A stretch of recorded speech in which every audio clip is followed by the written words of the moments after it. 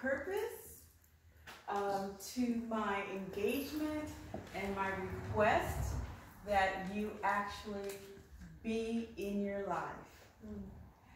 My name is Karin. I'm the artist, and let's see, I would have some cheat sheet notes here, but because I'm a visual artist, very illustrated, I want to tell you a little bit about my art just quickly, and then get on with the topic of the day, which is joy as a tool for self-care. Okay? I started painting maybe about 20 years ago, minimally 20 years ago on canvas. But I've been painting this imagery that has my character in it for at least 30 years now, pretty much since the 80s. And the original paintings were to directly address the derogatory images that are around, that have brown skin and watermelon in them. And I found that I was being stereotyped, and so the master title of all my paintings, whether or not it's written in accompaniment with the actual title, is No Chicken, No Watermelon, Please. And that's because I love chicken and I love watermelon, I love natural hair and extra, and I don't have a problem with that. I just don't want to be put in a category where I have to live down to someone else's stereotype or expectations of me as a woman of color, or a young woman of color, an older woman of color, and so that was my way of expressing that. The more I started doing my imagery, the more I realized that's not my job. My job is not to address that.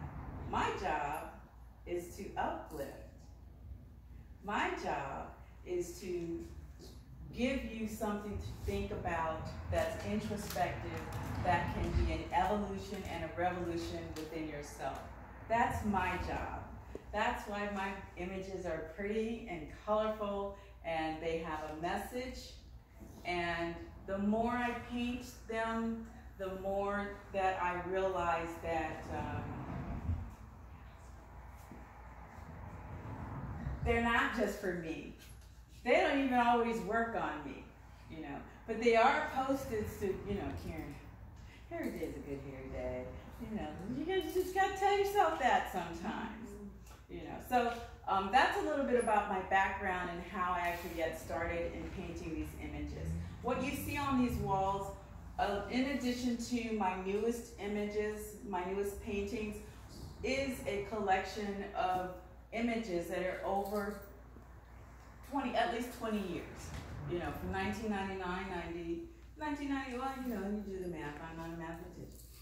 But, so when you look at this, this is a mini portfolio of my work that represents the journey that I've been on. And through my journey, I've come to realize my purpose, which isn't just to communicate joy, raise that static of joy. I believe that joy should not be remarkable. Joy should just be joy. It should be remarkable when we aren't joyous. Let's see what else. Talk about the watermelon. When you see the watermelon in my imagery now, it is a metaphor for life. I started out this conversation saying that I'm here, my purpose is to ask you, to remind you, to ask you to engage in your life. So I can give you a watermelon and you just have a melon. I can feed you bread and water and you'll be alive. It won't be exciting. You gotta crack that melon open. And some days it's sweet just like life. Some days it's not so sweet. Some days it's, you know, really good and you eat it all for yourself. And you talk about how good it was. The other end of the spectrum, just like life, sometimes we just get one next season. It's a wash. Get back in bed. But if you got out of bed this morning, if you woke up this morning, if you took a breath this morning, you have another chance. You have another chance to continue. I don't believe that we begin again. I believe that in our timeline, we are continuing. So give that beginner in you when you try something new, cut them a little slack, because you are always a beginner at something. With your first breath, you are beginning to breathe. You are practiced at it. So now, I'd like to cover my newest paintings and relate them to joy as a self-care topic. The first image that you see, well, when you take a look at all three of them, you'll notice that they look very familiar. They look like hear no evil, see no evil, speak no evil. Wow! You know, that's true, but it's not, because it's, you know, it's just not me. That wasn't appropriate for me. So when I looked at this figuration, this construction, and I thought about a proverb from the Bible, actually, and the title for this is called "An Honest Answer is Like a Kiss on the Lips." This image is to encourage the viewer that when you speak to someone, remember that they are human just like you are. Our intention with our words sometimes can be harmful if we are not conscious of the power that words hold. And the person receiving whatever you're saying, your truth, shouldn't have to feel as if they need to be on a defense all the time to protect themselves. Okay? When you speak your truth, well, let me go back. In her hair, the words say, joy is my truth. My truth is joy. And to relate that to self-care, some things when people say that to me, it's kind of, you know, been a journey, but now I just kind of is like, that's crazy, because that has nothing to do with my joy. And that is what this image is trying to convey, is that if you're going to have an antibody to potential harm, let it be something that takes care of you as a knee-jerk. Practice joy as a method of prophylactic, for lack of another word, to the antithesis of joy, which is pain, which is suffering, which is, I would say, despair. Despair and joy are opposites, because I believe that you can be unhappy with your circumstances, but you can still be joyful. If we are anywhere, we are on media, if we are, we have so many things to be thankful for, that I believe in our walk in life, that it amounts to joy. If we dwell in despair, sometimes we don't believe joy even exists. So sometimes it's good to have a friend that snaps you out of it, so you can't get up off the floor. You know, but that's that one. So then the next one is, some faith is better than no faith to see you through to joy. And I believe, I wrote this down, that it's okay to be a skeptic. It's okay to have a little bit of faith. It's okay to say, prove it to me. Because if you're forming your mouth to say, prove it to me, those words, it means somewhere down there you believe you're going to win the lottery, or just simply have your joy restored someday back to full capacity. It's in there sometimes. And sometimes joy is right here. In this melon, the two melons that are her jewelry, it says blind faith. And in the melon that's right at her elbow, it says joy is right here. And sometimes joy is right there. We just have to have a different perspective. Sometimes we have to collect things so that we're reminded that we could be joyful. Collect things meaning, if you look at yourself in the mirror, don't see what you believe other people are seeing that is negative. Try to see, like, wow, I survived this. I did that. That outfit was popping. Look at my skin when I get out of the shower.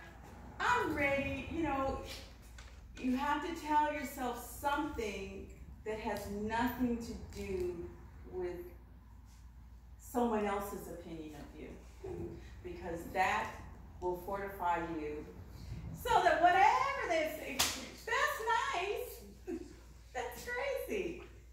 No, the person that was in front of the mirror this morning in the bathroom that was all charged up and reminded herself, you know, my job is to do this. That's why I'm here on this earth. That's who you are. Everything else came separate. Everything else came later. So it's okay to be a skeptic. You just collect things, collect little things that give you proof that you were joyous at one point, that you can be joyous again. The third painting is every no is a yes to something joyful. And I believe this because a lot of times I find myself saying yes to things that it's just not a formula. I do basic math. For instance, if this was an equal sign, I put whatever makes me uncomfortable on here that I said yes to, and joy over here. It's an impossible formula. This does not equal that. So if we want this to equal joy, we have to say no to the things that are the negative and say yes to the things that lead us to joy. The easy yeses. The easy yeses are finding and collecting those small things. The easy yeses generally are about the third one that you say yes to. First two are really hard because sometimes it means telling somebody no who's asked you to do something out of your comfort zone, but not a comfort zone of growth, but out of your comfort zone that this just is not in alignment with who I am. Remember your joy. Just remember to remember. You'll find that in one of my paintings as well. Remember to remember where you put your joy or how you get your joy. Let's see. In her hair, it says yes to joy, by the way. Let's see. Pardon my ums. So I got a couple of things to help you find joy, maybe. Be open to being pleasantly surprised. You know, we're around a lot of negativity. Sometimes people lead off with negativity. You say, oh, good morning, it's Monday. Yeah, good for a Monday. Try not having one Monday. One Monday in your life. That's a bad Monday. Be open to being pleasantly surprised. If you want to have a pleasant conversation, be the one who starts the pleasant conversation. Someone else might not be at the same point on their journey. Just don't absorb their negativity. Keep bouncing off your positivity. It's a good morning, it is. You walked in to work and sat down at your desk or got to it and worked really hard hustling on that main line. line at work, pushing cans. But, so that's one thing. Be open to being pleasantly surprised, because there are so many things that happen as happenstance that sometimes we don't pay attention to, that could just be a little ticker that adds to the joy weight. Next one is give something away. Give something away. Give something away. The reason why I'm repeating that is because a lot of times as soon as we say give, well, what am I going to get? How much do I have to give? On fire. Well, how long do I have to prepare to get ready to give something to somebody? Maybe just give something away. When you walk down the street, if your eyes are meeting someone else's, you're giving them the acknowledgement that they are a spirit that is worthy of every sentiment that you've been afforded.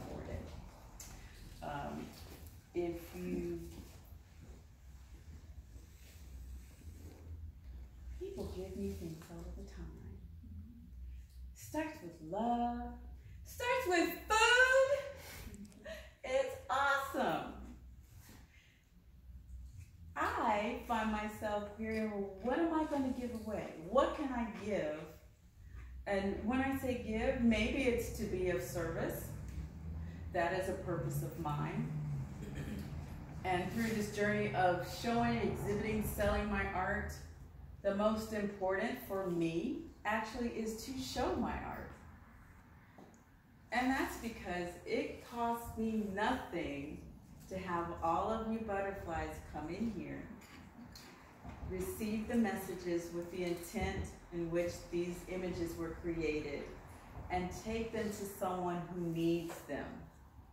You guys pollinate the world with the uplifting messages and the joy. That is the purpose. So I purposely give things away that are meant to hang around in a different entity other than when I'm in the room. Because once you put your stamp on it and give someone the sentiment of love yourself more so that you can love others more,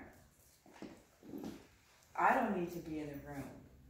They need to hear that from you in order to receive the message. Maybe you need to receive that message, you know. So give something away. Give something away. We've all been given something, whether it be time, and the parking space just opened up just when we turned the corner. You know, you're late. Oh, you know, that. Whether or not, you know, your BMW name share went by the way, but then you realize, wait a minute, the apartment that I actually made a big decision on is only 1 mile away from the day job, and so I drive a cargo van, and I only get gas once a month. I was given that blessing by serendipity. Because if the van dies, I can always walk to work and get paid to go to the gym. So, yeah, look at the big picture. Let's see. We talked about, I want to go back to seeing yourself in the mirror. When I said look at yourself in the mirror, I really want you to understand to see yourself in the mirror.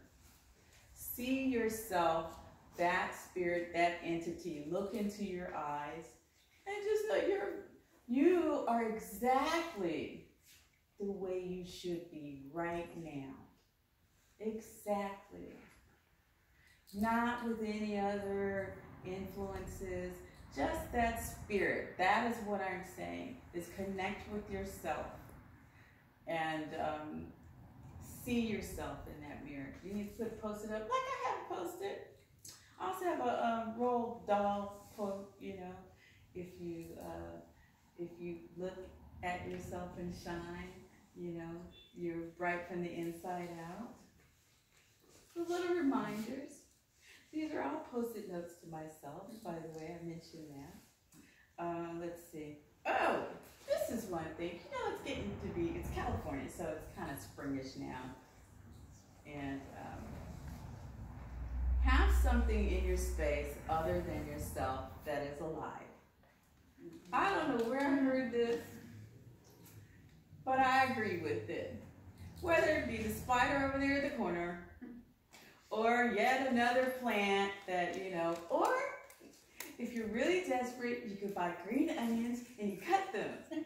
And then you put them in the water with the toothpick and you can watch it grow every day. If you can't have that, I would say maybe go on a walk. And this gets to my next topic, which is physicality. Do something physical. When we do something physical, I don't mean do something that's a job to you. Oh, I'm going to the gym, if that's not me. Or, oh, I have to work out. If it's something, maybe dancing, moving your body, stretching, something that adores your body physically. There is a chemical reaction that happens in your body, and if anything, you probably are going to sleep better because you're tired from doing the workout.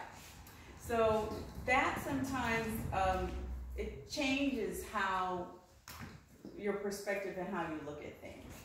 So add a little bit of physicality.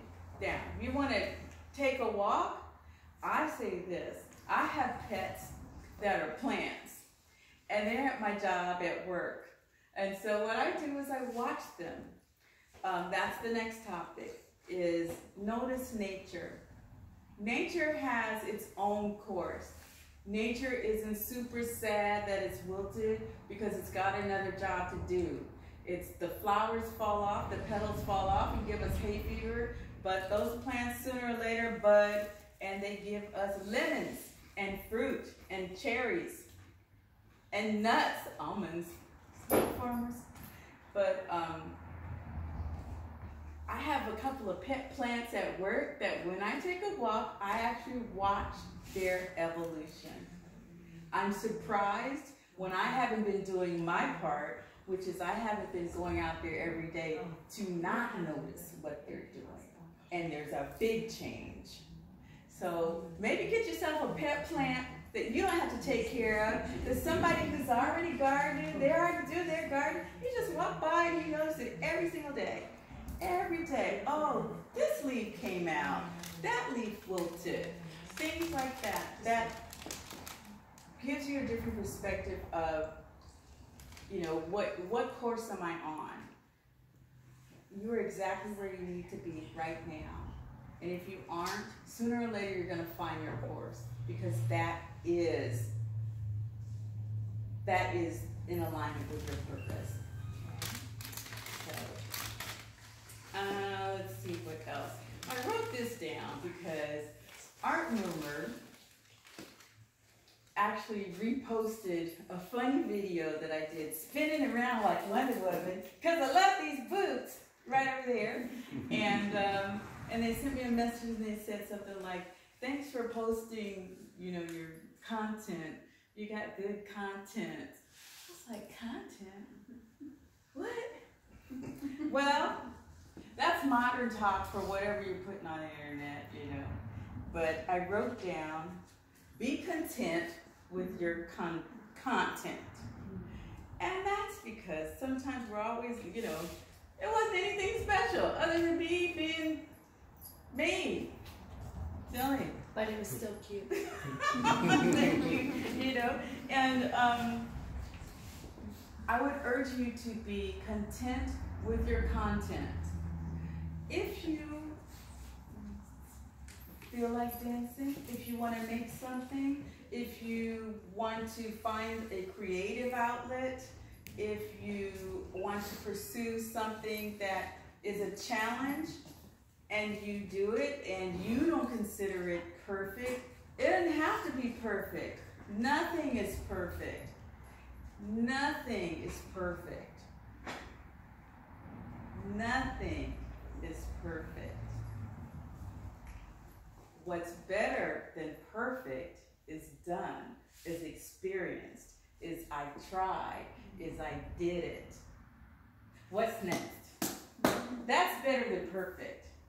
People who spend their time on perfection don't get as much done, are exhausted at the end of it, and perfection generally lives in the eye of the beholder anyway, so everybody doesn't always agree that it was perfect. So, it's futile. But,